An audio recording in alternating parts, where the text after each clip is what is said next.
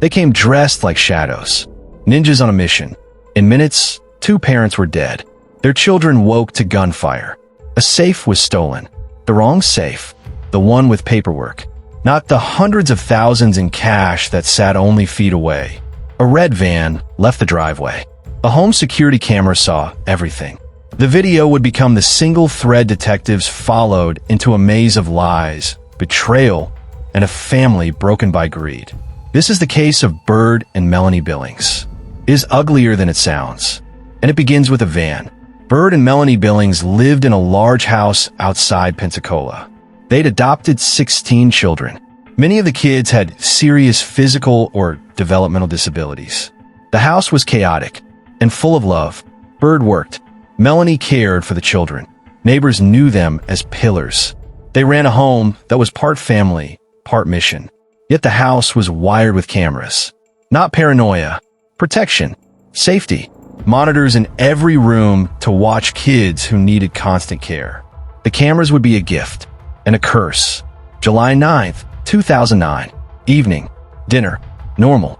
A red passenger van and a gold SUV pull up. 3 men jump out. All in black. Masks, gloves, silent boots.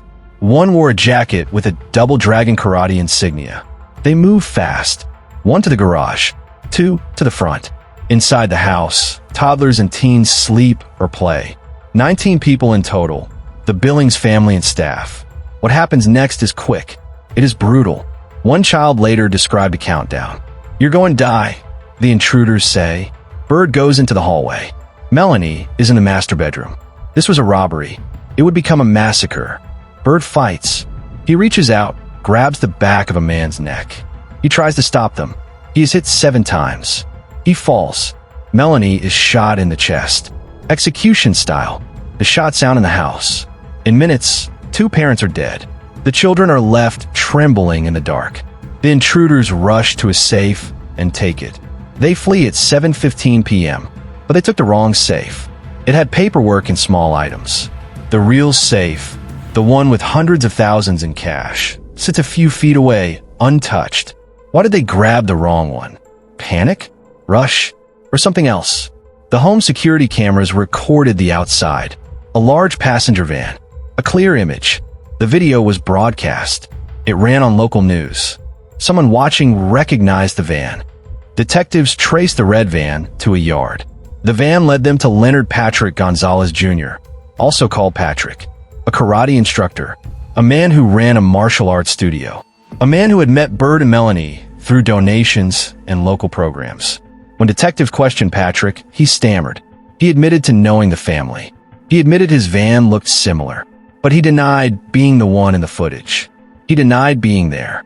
There's something about neighbors and community, in this case, that makes it worse. The Billings were not secretive. They were visible. They took donations. They helped kids. People admired them. And the suspects were not faceless strangers. They included a karate instructor. They included men who had been close enough to step into the Billings' life, to enter their home, to teach, or to help. That proximity made every betrayal deeper. Detectives chased many leads. One theory pointed to organized crime. The Mexican mafia. A robbery gone wrong. The media fed on the drama. But the police methodically checked alibis, phone records, and the van. As investigators dug, they found a more disturbing pattern.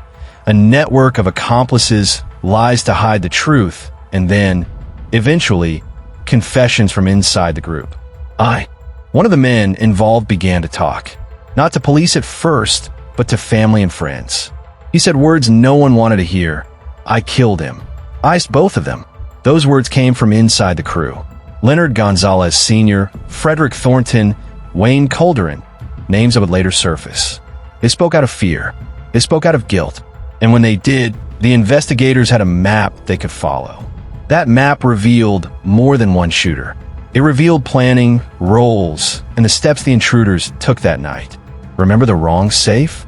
Detectives would return to that detail again and again. The intruders took a safe full of paperwork instead of the one with cash. It suggested haste, panic, someone who didn't know the house layout, or someone who panicked when the shots rang out. But it also suggested human error among thieves who planned the raid. And human error opens opportunities for investigators. Fingerprints, DNA, eyewitness memory. It gives detectives angles to exploit. In the weeks after the murders, the story became about more than the attack. It became about the relationships within the crew. Fathers turn on sons. Partners turn on partners. One member's fear for his life and family drove him to speak. That internal collapse is what many cases hinge on. Organized lies rarely survive long when the price of silence is death. The fear of retribution sometimes becomes the push that tips someone into telling the truth. The case culminated in one death penalty conviction. One man was sentenced to die. Others received very long terms behind bars. The system moved through juries, motions, and appeals. For the Billings children, every court date reopened old wounds. For the community, it was closure mixed with lingering questions. Who planned it? Who pulled the trigger? Who stood by and let it happen? Those answers were hashed out in testimony. They came from accomplices and from surveillance. They came from lab work and from the van. What happens to a home like that after the tragedy? The children were left without the parents who raised them. The nanny, April Spencer, who had found the aftermath, would carry memories for the rest of her life. The house, once a place of chaotic care, became an investigation scene and then a quiet memorial. Adoption records, guardianships, and social services took over the practical work. Emotionally, the family had to rebuild in a new shape. This case teaches something grim and simple. Violence often comes from within reach. The people who hurt us can be people we know. Cameras don't stop evil, but they can expose it. A single van, a single piece of footage. That was enough to begin answering questions no one wanted answered. Bird and Melanie Billings are gone. Their children remain. The men who carried out the raid were caught, tried, and punished.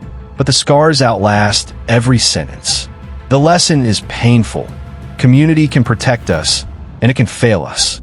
And sometimes the truth arrives on the screen of a security camera.